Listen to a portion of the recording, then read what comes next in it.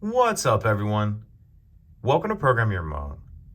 Today we're going to take a look at how to change the battery in this Dodge key fob. So this remote key fob is going to take replacement battery CR2032. The first thing we'll need to do is remove the emergency key that's in the bottom of our key fob.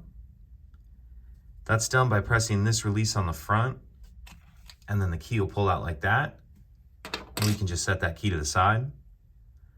Now I'm going to show you how to just take this apart with just your fingers. Most you'll be able to do that way. If your key fob is newer or maybe never been apart before, you might need to take a flathead screwdriver and get in here like this in order to get it apart. As you can see, I've got it started there. But what you'll probably be able to do is if you hold it with the buttons facing down and you kind of put your thumb on the button pad, and then you put your two fingers right here, you can kind of just pull it like this and it'll come apart. And once you get the front off, we'll take the button pad and the circuit board out, and then we can see our battery in the back of the fob right here.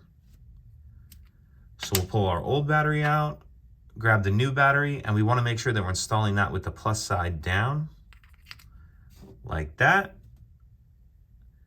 Then holding the back like this, we'll grab our button pad and the circuit board and put them on there like that. And then we'll snap the front of the case on. Make sure that's snapped all the way around. Put your emergency key back in, and that's it. Pretty simple. If you have any questions, please let me know.